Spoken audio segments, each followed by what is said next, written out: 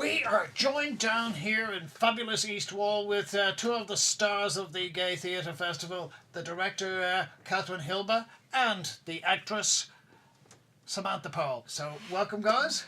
Thank you. Hello. You're here for the Dublin Gay Theatre Festival. So if I could perhaps start with yourself, Katrin.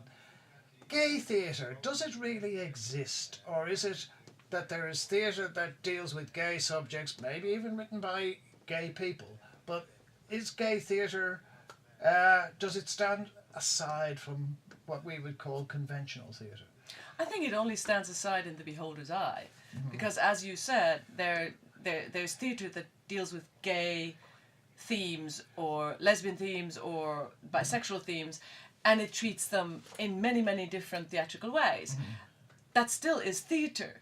So, but we also talk about historical plays or historical theatre or documentary theatre, and in this way we have the category of gay theatre because also it's still a bit of a disenfranchised segment of the theatrical community, and also in view of the audience. So it's still, I do hope that obviously I think in a couple of years' time, hopefully, we wouldn't need these categories anymore. Okay.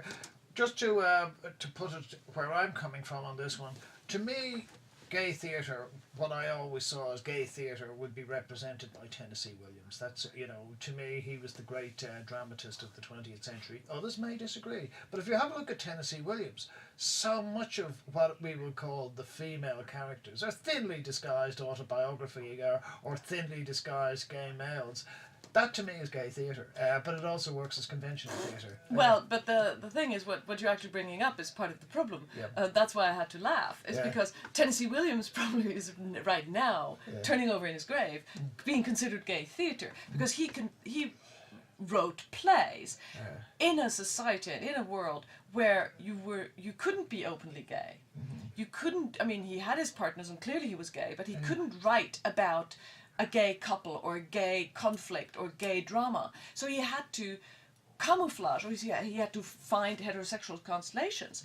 I personally don't think that is gay theatre. I think gay theatre is actually what we have now, is very openly discussing and dealing with themes of the gay lifestyle or gay life, or which is just as complex and heterogeneous as straight lifestyle. What Tennessee Williams wrote are plays that we now know are thinly disguised stories about himself, but the sheer need to cover up is a sad thing. Place and time, as we say. Yes, absolutely. Yeah. So, coming back to yourself then on this one, Samantha, you're as part of the Gay Theatre Festival, but I suspect when you were approached to take part in this play, St. Joan, which is at Trinity College's Players, you didn't see it as necessarily a gay play. No. That this was a play that happened to be in the Gay Theatre Festival. How do you feel about that?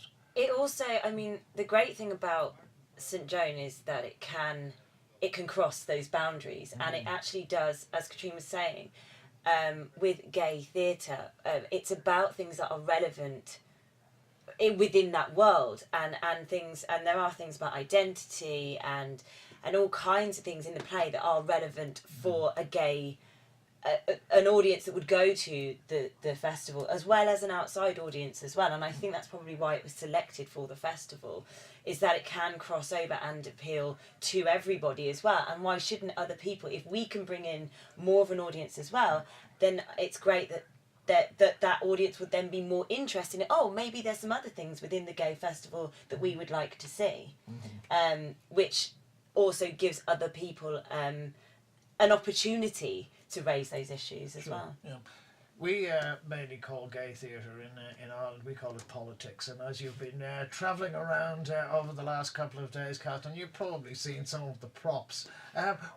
As a European living in America, what do you make of all of this that you're seeing? It's clearly there's a whole range of messages aimed at different groups of people, but taking what I would call a fresh, objective look at it, what do you make of it all? I don't think anybody can have an objective though, because clearly Yeah. I'm a woman, so I have a point of view. I think it's a sign of the times. I mean, I live in New York, I live in America, where one state after the other is now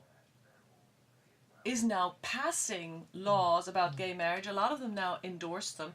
A slim majority of Americans are for it, just because it's just get on with it.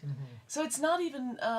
And then there's very strong groups who feel very, very furiously about it in the opposite, and that's where the resistance is. And in a way, the discussion that is now happening in Ireland is not very different from the discussions many states in the US have, and so actually it's not. It doesn't. I recognize it, and I don't know how the outcome will be, but in the US, some states, actually most of the states, have now passed it, and the courts tend to now endorse it. It's really, we're there. Yeah, well, and perhaps this is something that's uniquely Irish about it. If Ireland passes this legislation and passes the referendum to give the power to the government, it will be the first country in the world to do it by popular acclaim. Everywhere else has done it through the courts, or everywhere else has done it through the parliament. So I'm just wondering, what we're playing out, we like to wear our hearts on our sleeves here. We also like to wear our prejudices on our sleeves. So I'm just wondering, do you see there is a theatrical dimension to the way things happen here in that sense of the word? Well, absolutely. I mean, first of all, the Irish are very theatrical people. They're highly musical. They're highly temperamental. They're very much. I mean, I've now only been in Dublin for 2 days, but the vivacity and the vitality of the culture.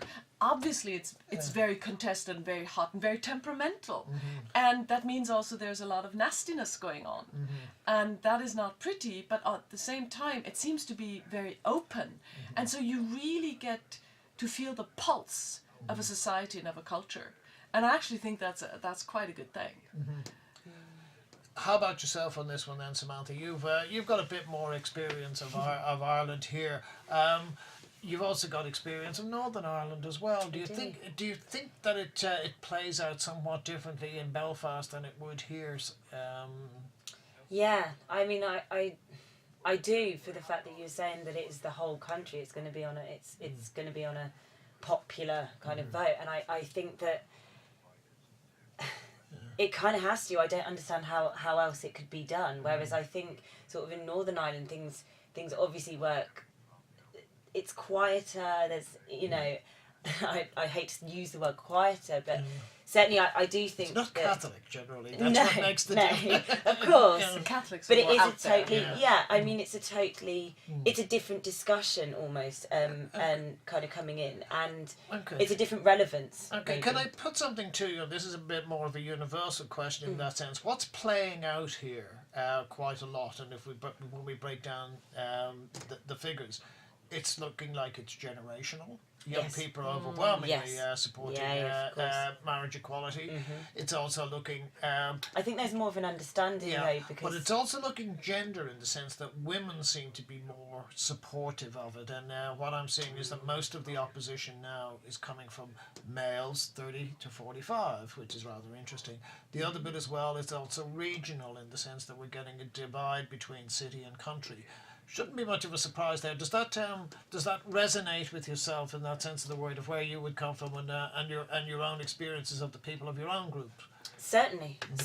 I think that when you Dublin, for example, the amount of people who could say that they have a friend who is gay, or a friend who is, I mean, even for me, like, for example, with racial sort of things, a friend who was black, a friend who was from a different country, a friend who spoke a different language, that's always going to happen in a city. And generationally, people of my generation, for example, we're more likely to have grown up with somebody who came out when they were a teenager, who was able to come out as a teenager, who was accepted in school for being gay. And it is equally as hard for that person to come out, but I I think that because of that, and because there is more of an understanding with that within that, and you're seeing an actual human affected by it, who is your friend, but if people don't have that kind of view on it or perspective of it, then there's going to be misunderstandings, and there's going to be people who will not accept it as a norm. Yeah. Something that clearly you've addressed in the play St. Joan. If you were in Britain last weekend, you would have seen the whole issue of the election and how national identity played out into that. We're getting it to a same degree in Ireland now. The two identities, the traditional one was rural Catholic. Now we're getting a huge upsurge in what I would call secular and urban. What do you make of all of that? I mean, you're a European by what we would call extraction and upbringing, but now you've moved to the new world where these things seem to be less important, or are they? They're very important. I mean, these issues, social issues, are highly discussed in the US, and also to a point, for instance, some subject matters which are no longer really an issue in Europe, like abortion, is still a big deal in the US. And so no, I mean, these questions, and it's the huge divide always between urban and country, and in the US still very much also between east or the coasts and inland, and that makes it and on the coast you also have, and then affluence versus poverty, and in the US, I don't know how it is here so much, is also affluence unfortunately is also connected to education. So the more money people have, the more they can afford to have a higher degree. So it's very complex, but no, these issues are very hotly debated. Yeah, sorry, I come back to you in a second. But do you think in the US, and this is what we're seeing in Britain and Europe, the US is more or less what I would call their lifers. In other words, there's no talk of Texas pulling out of the union, or there's no talk of California pulling Except out. we New Yorkers, we'd love for Texas to pull out. I mean, we don't have really a problem. Also, Florida, you can go. Yeah, but in the sense we actually that there's feel the South should have seceded when they wanted to. We'd all be happier for that. But never mind. Yes, no, it's not. But there is an enormous. The country is divided. You may be lifers as an American, but the country is so divided between red states and blue states, and red mindsets and blue mindsets, and the problem with American politics is right now is that there's hardly a bridge. Yeah. So what is happening now in Ireland may be nasty, but it's out there and it's open, and there's actually talk. There is actually real discussion. Let's hope going on. That is really problematic. The American discourse has all but broken down. You see that in politics. Yes. Well, we had this argument 20 years ago about divorce, and we managed to marginally pass it through by less than 1%. So we'll see how this one goes. Samantha, yourself, you grew up in Britain. Yeah. When you were growing up in Britain, I just want to go to the issue of identity. What was your initial identity recognition in the sense of the word? Do you think, I'm a female, or I'm an Afro-Caribbean female, or I'm a British female, or well, how did all that, how did you have deal with all of those conundrums, as we say? I am British, is kind of how I'd always, and that's how I was brought up thinking. My mum is from Africa, my mum's from Zambia, my dad is from Nottingham, from England, and I was always raised as to kind of take both cultures in. But obviously I grew up in Britain and was very lucky to have all of the opportunities I had from growing up there.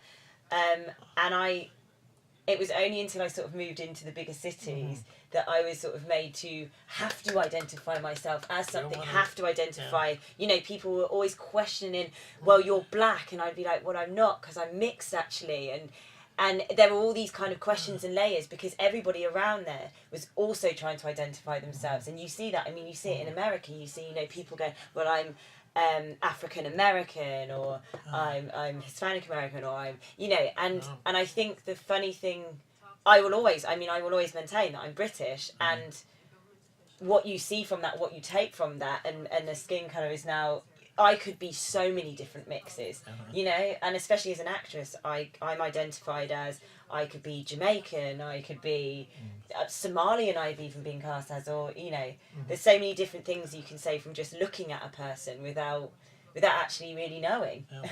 So when you see somebody who obviously is not of your ethnic background or a cultural background playing a role that would be more appropriate, the example I will use, Ewan McGregor playing James Joyce, how do you feel about people portraying you second hand? I think it's, I mean, actors, it's your job. So I suppose, as long as the portrayal is genuine and honest, then I don't see a problem with it, in fact. Because as long as it's representative of that person, of that time, of that culture, then I can't see a problem in crossing the boundaries. And, you know, I've played Americans, I'm not American, I've played New Yorkers, I've played Nigerians, I'm not Nigerian, you know. Yeah. And so I think I don't have a problem with that, within crossing that. But I certainly think sometimes the shame of it is that sometimes the person of that nationality can be overlooked to play that. Okay, yeah. I think that can happen. Katrin, if I could come to yourself, the issue of that comes up, I would suggest, very much in St. Joan, the issue of role models for females. You grew up in a very small part of the world, which I suspect probably didn't have a lot of national female role models, so you looked elsewhere. And if I could ask you the same question as well, Samantha, who did you have as who did you, shall we say, embrace as female role models growing up, or did you say, I'll be myself? You know, as a child, you don't really ask yourself that question, or you don't choose. I was lucky. I mean, I did grow up in a very small country that only got the women's right to vote in 1984. At least. Yes. Yeah. Yes. So I remember that, and I remember also being on the I was still in school, but I remember the women who sort of spearheaded that movement and the bullshit they had to put up with, and I remember them as being really, really formidable. But I was raised by my parents always with the idea that I could be anything I wanted to choose. You know, I would go to. It was naturally expected that I would go to a good school, that I would get the best degree that my brain would allow, that there were no limits there. And my father my mother was American, so she said, the idea of not voting, come on. So for her, it's not even a discussion. But my father was one of the early supporters of already, he was actually in government when he was the Prime Minister of Liechtenstein, when that issue of women's vote first was tabled in the government, and he actually brought it up together with a colleague from the other party. It was immediately, dismissed, but so he was an early subscriber, so to speak. Yeah, he was a suffragette almost. Yeah. Yes, he was. And actually it was funny because one of his friends asked him to support, I think, something anti-abortion or something, and he said, hey, I have 2 women at home, can't do it. Anti-choice is the preferred term. Okay, fine. Okay. But, so I just never had put upon me a traditional role model from the get-go. And when I started working, it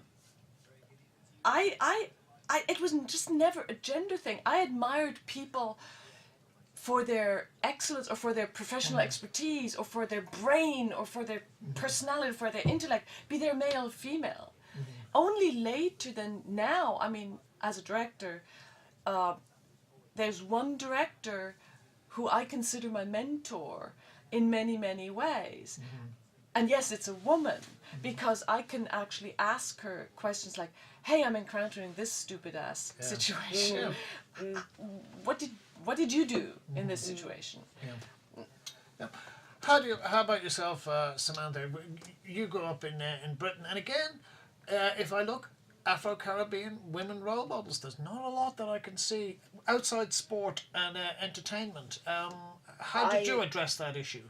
I think I'm on a kind of similar sort of story to Katrin, that I grew up in a household where my mother is, like, my mum and dad are still together, and my mum is very, very strong. She's a very strong-willed, very strong-minded woman.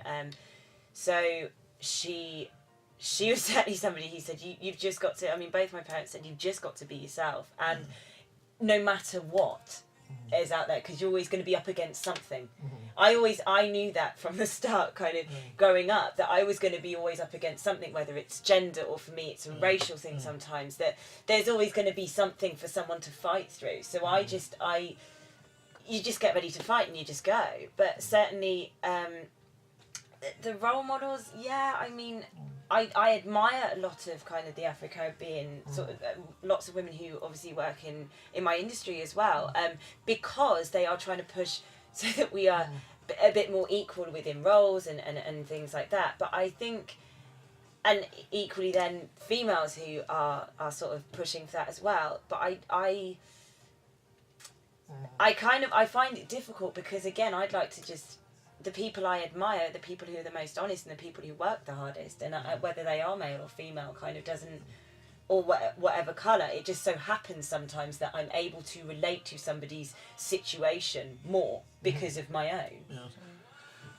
Just in conclusion, and I'd like to bring both of you in on this one as well, you see those posters out there and it says mothers and fathers matter and blah blah blah.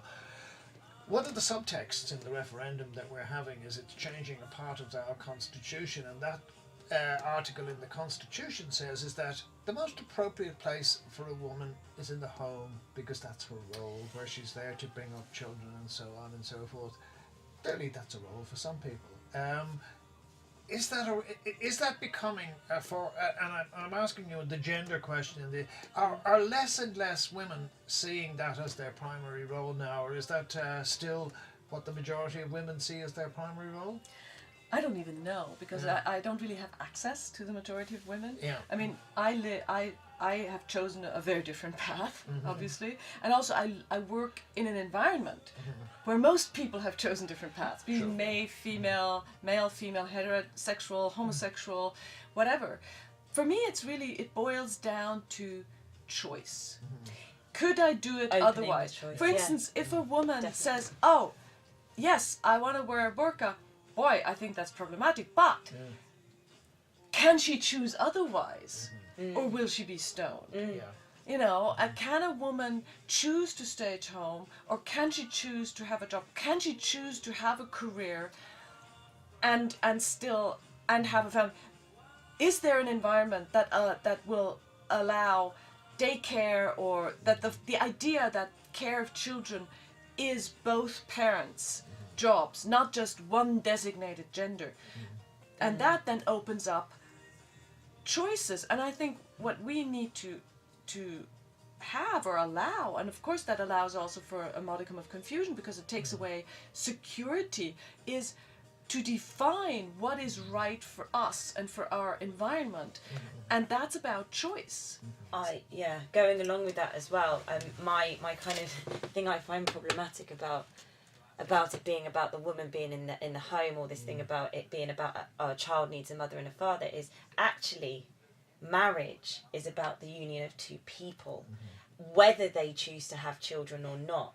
That shouldn't really, that's a choice that's made later. There are plenty of heterosexual couples who choose not to have children, but are able to get married, and that's surely what it should be about. It should be about the union of two people, which should be celebrated, whether you are two females or two males, or a male and a female.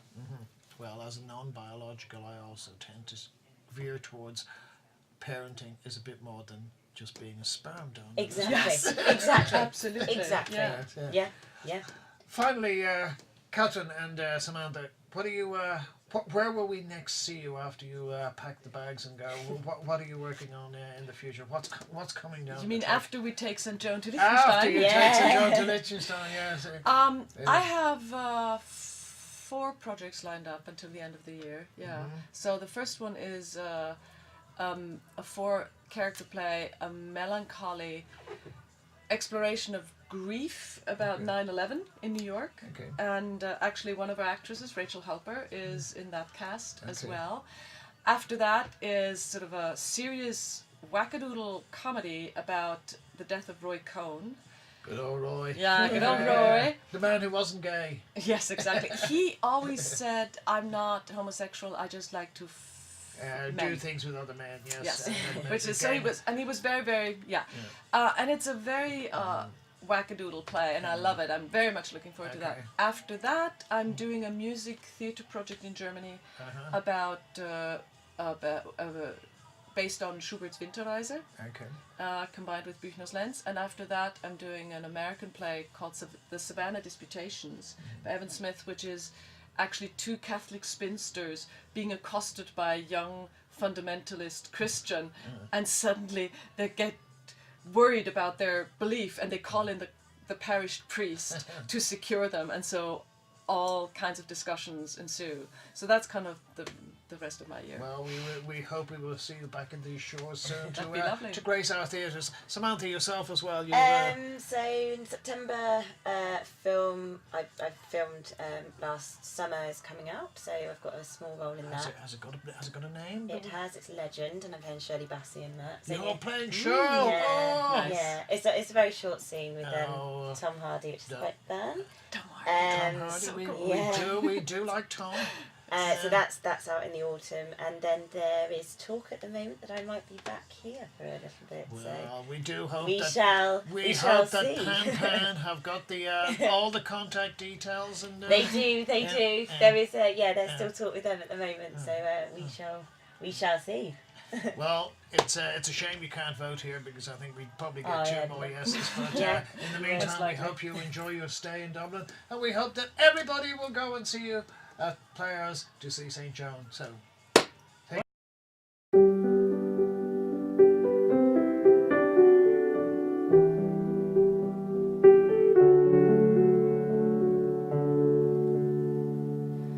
Ever since I was 8 or 9, I've been standing on the shoreline,